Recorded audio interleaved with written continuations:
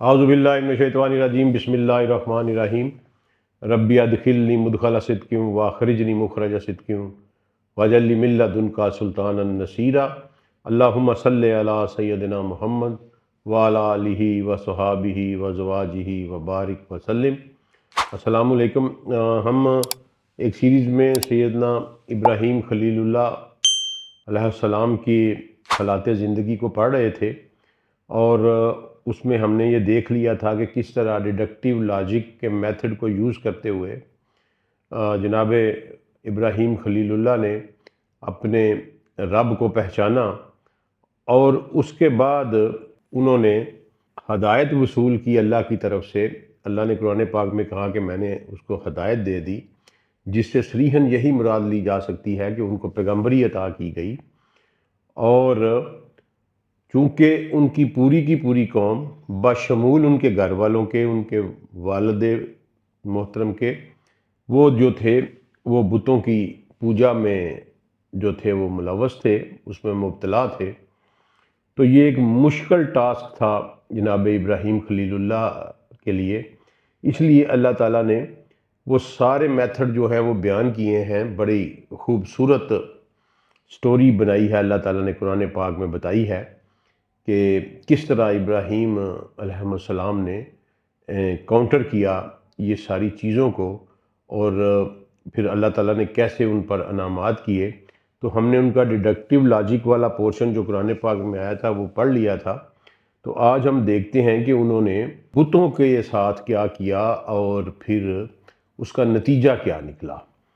تو سب سے پہلے میں تھوڑی سی اس کی جزیات آپ کو بتا دیتا ہوں، پھر قرآن پاک میں دیکھیں گے کہ کہاں کہاں اللہ تعالیٰ نے جناب خلیل اللہ کا ذکر کیا اور کن الفاظ میں اس واقعے کو بیان کیا۔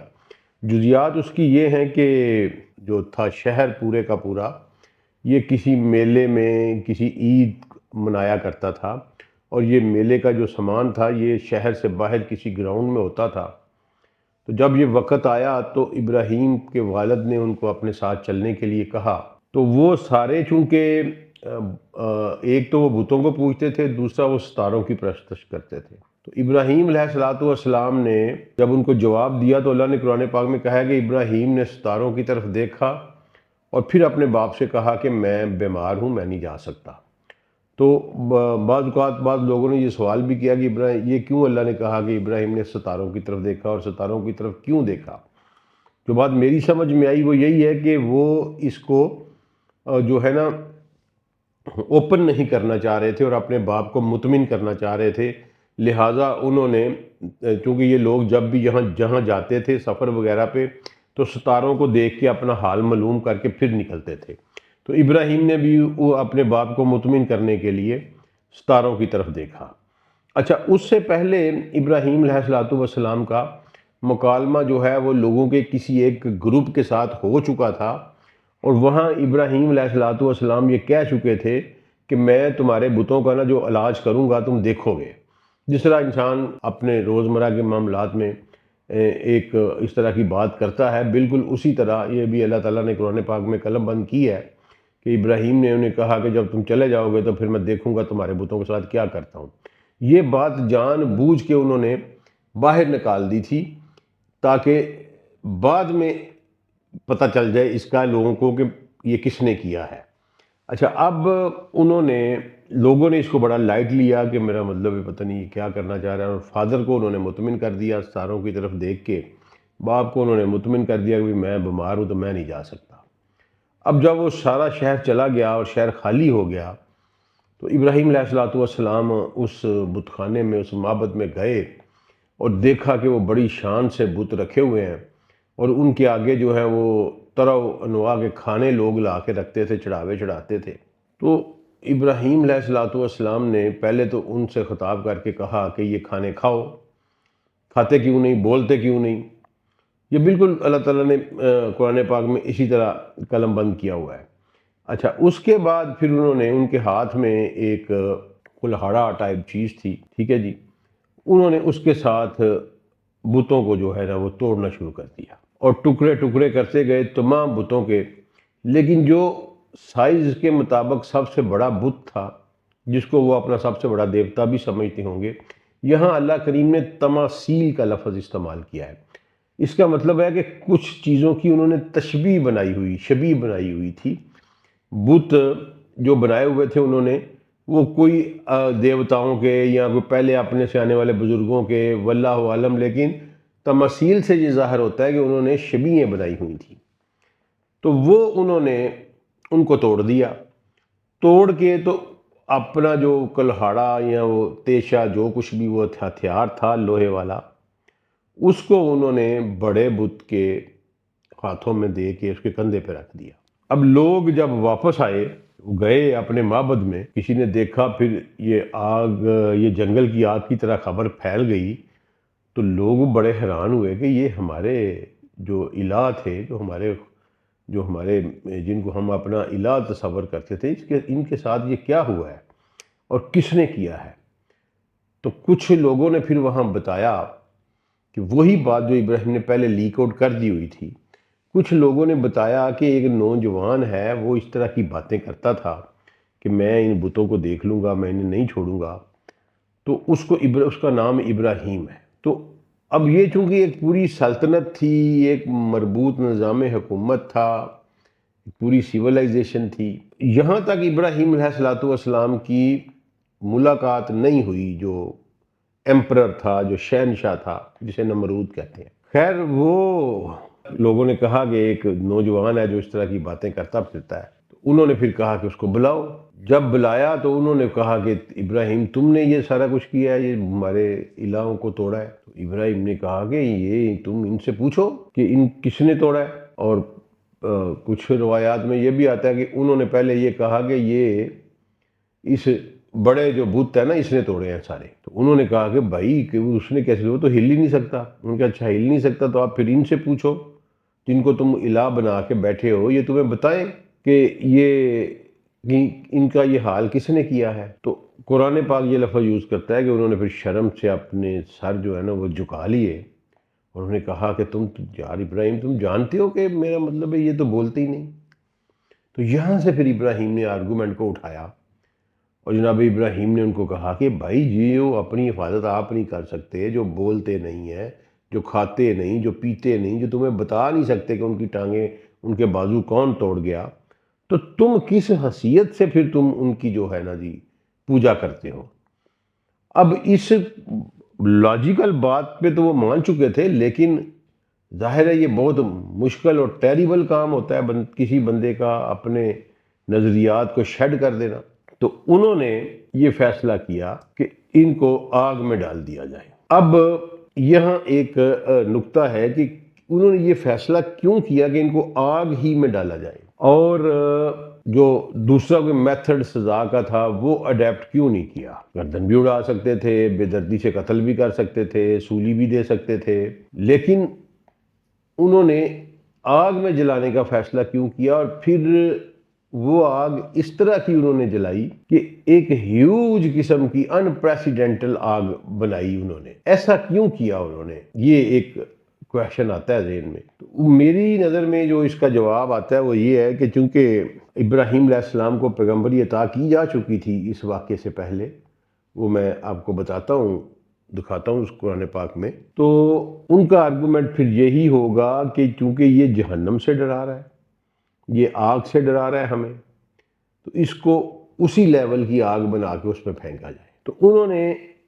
آگ کے لیے ایندھن اکٹھا کرنا شروع کیا، اور کافی مدت کے لیے وہ لوگ ایندھن اکٹھا کرتے رہے ایک جگہ کے اوپر، اور کچھ روایات میں یہ لکھا ہے کہ اتنی پاپولر کمپین تھی کہ جو عورتیں بیمار ہوتیں وہ منت مانتی کہ اگر میں صحت یاب ہو گئی تو میں ابراہیم کو جلانے کے لیے اتنا ایندھن ڈونیٹ کروں گی۔ اس لیول پہ جو ایندھن ہے نا وہ اکٹھا کیا گیا، اور جب اس کو اکٹھا کیا گیا پھر اس کو آگ لگائی گئی اور آگ کو پورا دہکایا گیا، تو کہتے ہیں کہ ایک ہیوج قسم کی آگ پیدا ہوئی، اور یہ بھی پاسیبل نہیں تھا کہ کوئی اس کے قریب جا کے ابراہیم کو اس میں پھینک دیتا۔ تو پھر وہاں پہ منجنیق لائی گئی، اور یہ پہلی منجنیق تھی جو انسان نے بنائی، اور اس منجنیق کے ذریعے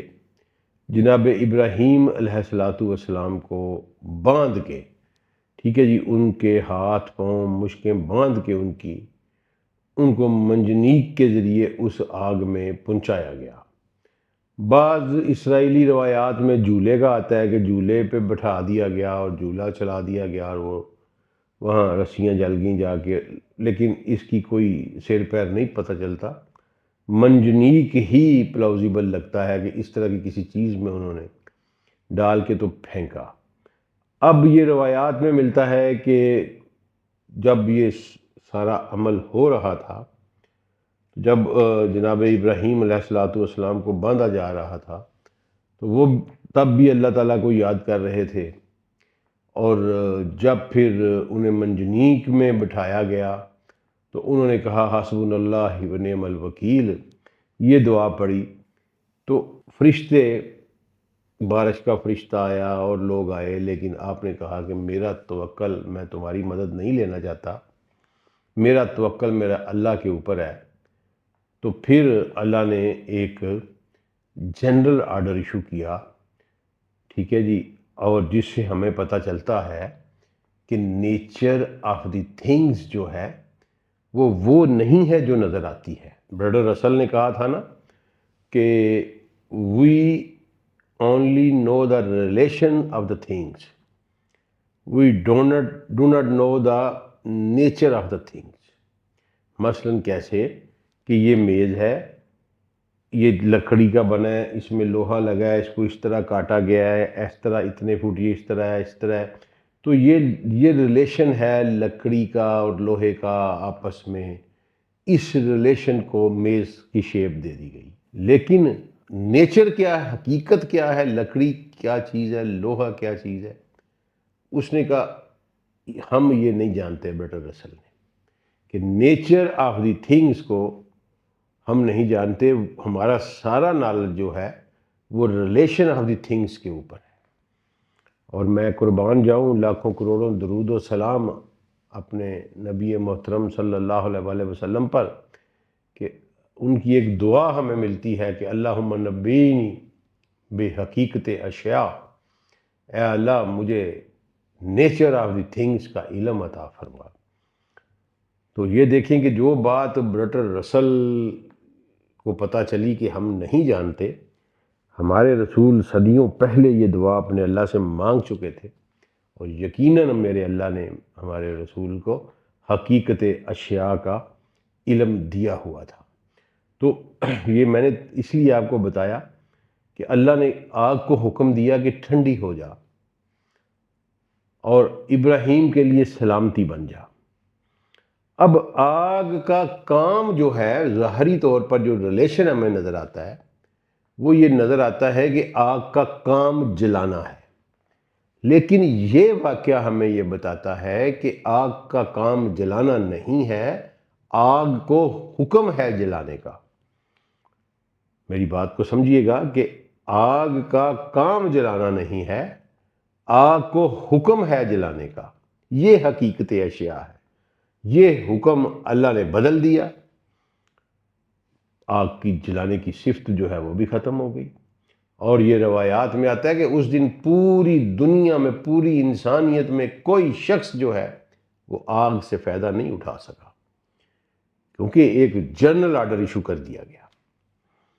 تو حقیقت کیا ہے؟ حقیقت حکم الہی ہے۔ چھری کا کام کاٹنا ہے، چھری کی حقیقت کاٹنا نہیں ہے۔ چھری جب چلی ابراہیم نے چلائی اسماعیل علیہ السلام کے، جب آگے پڑھیں گے تو اللہ نے وہاں بھی حکم دے دیا چھری کو کہ تم نے نہیں کاٹنا، نہیں کاٹا اس نے۔ تو اہمیت ساری کی ساری وہ اللہ کے حکم کی ہے۔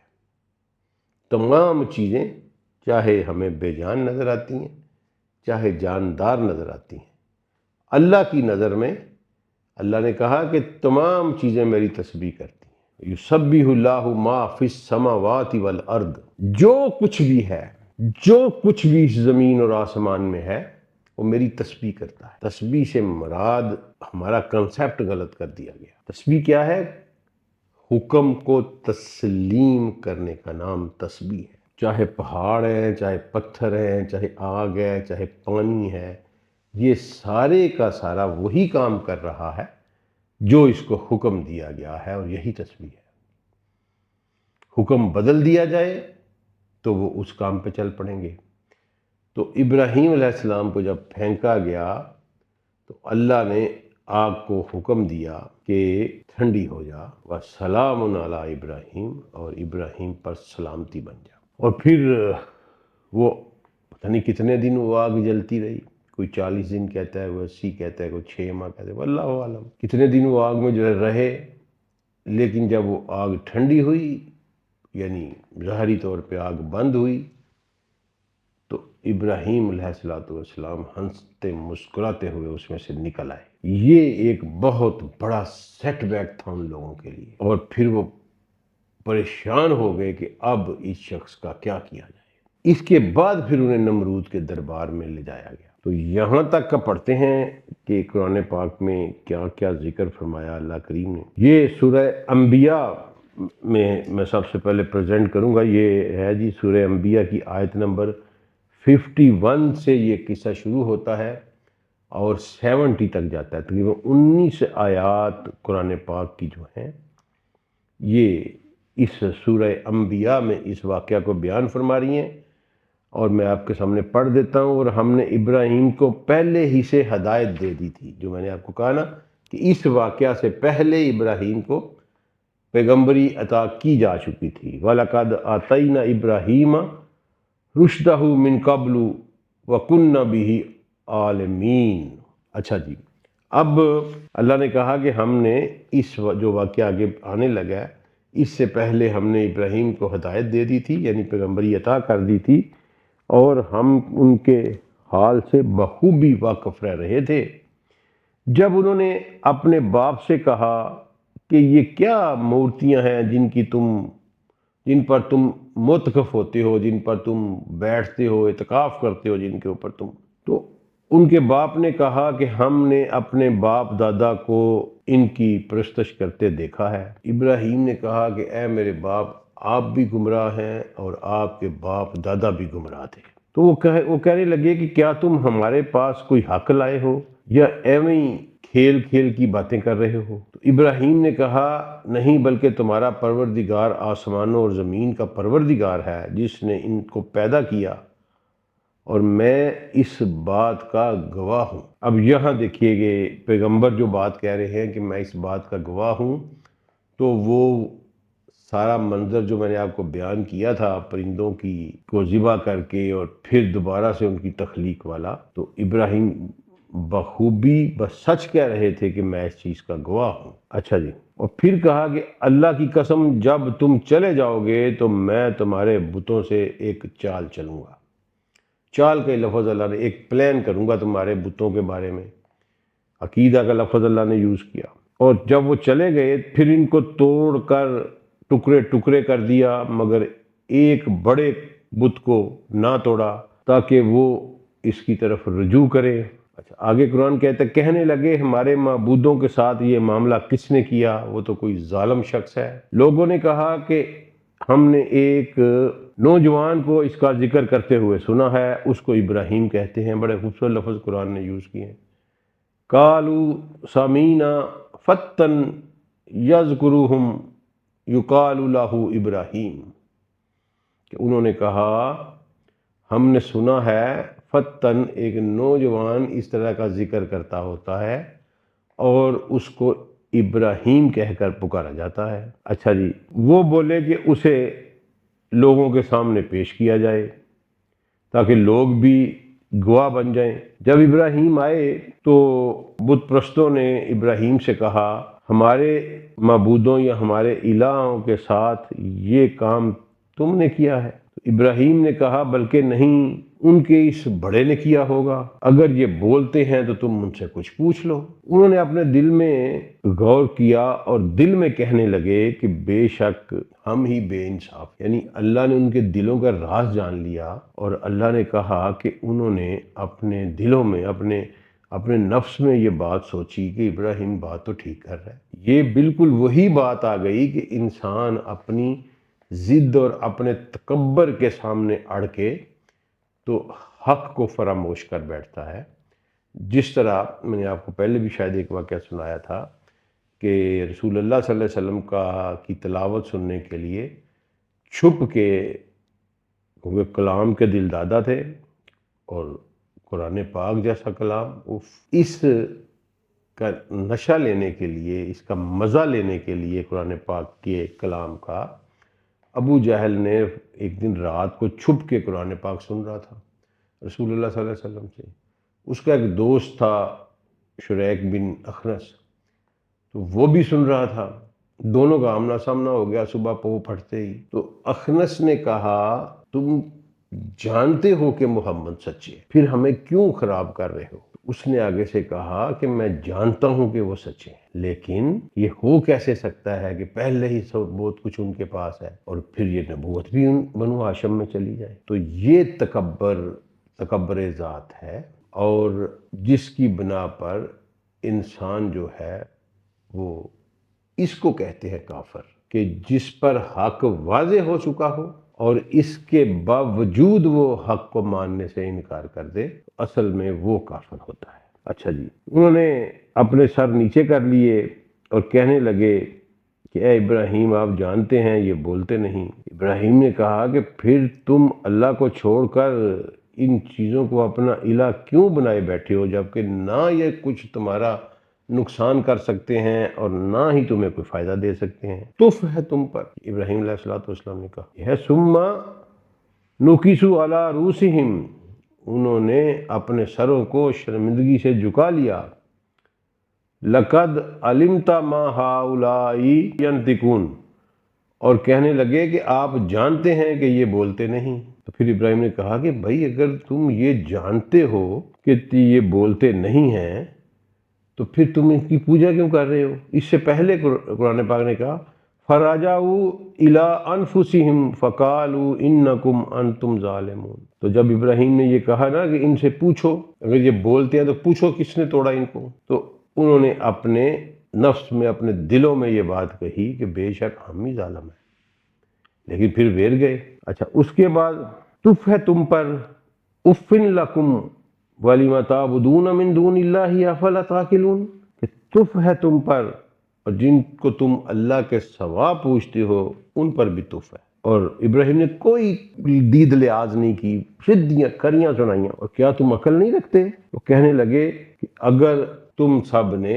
اب لوگ آپس میں کہنے لگے کہ تم سب نے انتقام لینا ہے اب اس کام کا، تو اس کا بہتر سلوشن یہ ہے کہ اس کو آگ میں جلا دیا جائے، اور اس طرح تم اپنے الہوں کی مدد کر پاؤ گے۔ اللہ نے کہا کہ پھر بڑا خوبصورت جملہ اللہ نے بولا، کیا اتھارٹی ہے، کیا پیغام ہے۔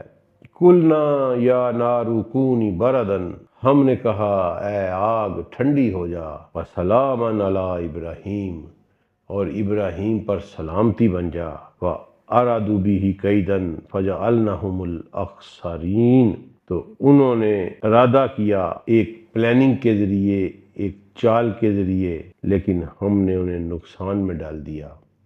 یہ سورہ انبیاء کی 19 آیات کا ترجمہ میں نے آپ کے سامنے پیش کیا ہے، 51 to 70، جس میں اللہ نے یہ بات تفصیلی بیان کی ابراہیم علیہ السلام کے شاندار آرگومنٹس، کیا خوبصورت دلیلیں ہیں کہ بھائی یہ ان سے پوچھ لو جن کو، تو اگر تم ان کو خدا مانتے ہو، اپنا الہ مانتے ہو، تو پھر ان سے پوچھو ان کے ساتھ کس نے کیا ہے۔